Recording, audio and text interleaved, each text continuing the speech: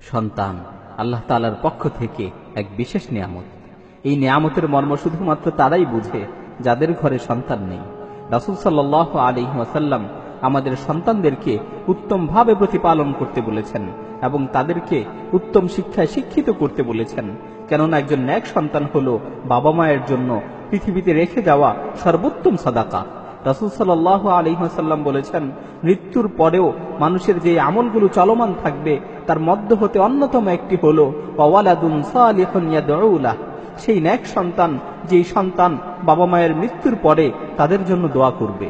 প্রিয় বাবা মায়েরা, আপনারা কি দুনিয়াতে এমন কোন নেক সন্তান রেখে যাচ্ছেন যারা আপনাদের মৃত্যুর পর নামাজ পড়ে আপনাদের জন্য দোয়া করবে, যারা আপনাদের মৃত্যুর পর আপনাদের জন্য দান সাদাকা করবে?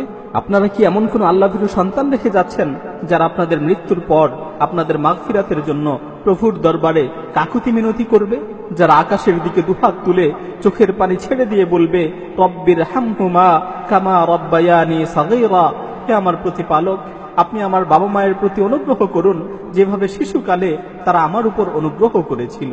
প্রিয় বাবা মায়েরা, আপনারা যদি একজন নেক সন্তান গঠন করতে পারেন তাহলে সেই সন্তানের সকল নেক আমল আপনার আমল নামায়ও লিপিবদ্ধ হবে।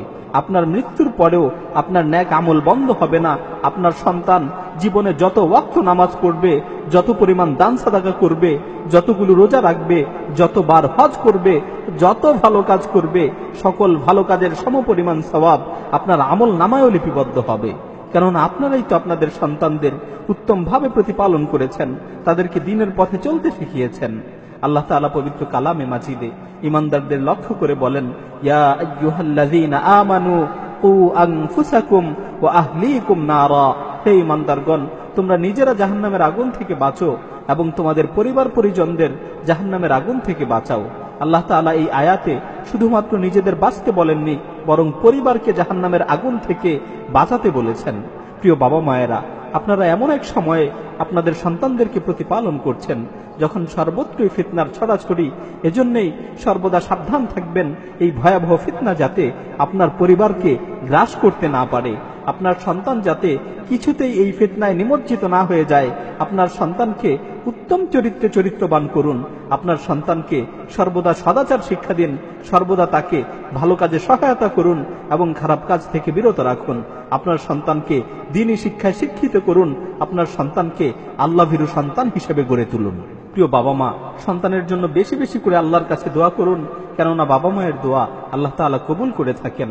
আপনার সন্তানের জন্য হালাল রিজিকের ব্যবস্থা করুন, তাদেরকে কখনোই হারাম রিজিক খাওয়াবেন না, কেননা হালাল রিজিক অন্তরকে পুত পবিত্র রাখে আর হারাম রিজিক নিজের অজান্তেই অন্তরকে মেরে ফেলে।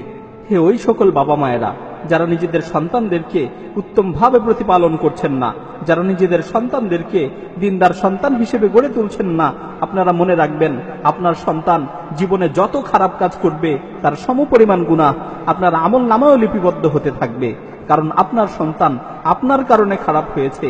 আপনি আপনার সন্তানকে দিন শেখাননি, আপনি আপনার সন্তানকে দিনই পরিবেশে লালন পালন করেননি। কিয়ামতের দিন আপনাদের আদরের সন্তানেরা আপনাদের বিরুদ্ধে অভিযোগ করে বলবে, হে আমাদের প্রতিপালক, আমরা খারাপ হওয়ার পিছনে মূল কারণ হলো আমাদের বাবা মা।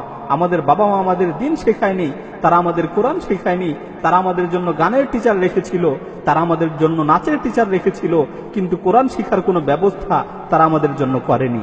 তারা আরো বলবে, হ্যাঁ আমাদের প্রতিপালক, আমাদের বাসায় দিন পালনের কোনো পরিবেশ ছিল না, আমাদের বাসায় কেউ নামাজ পড়তো না, কেউ রোজা রাখতো না, কেউ ইবাদত করতো না, বাসায় সারাদিন বসে বসে সবাই টিভি দেখতো, আমিও তাদের সাথে বসে বসে টিভি দেখতাম।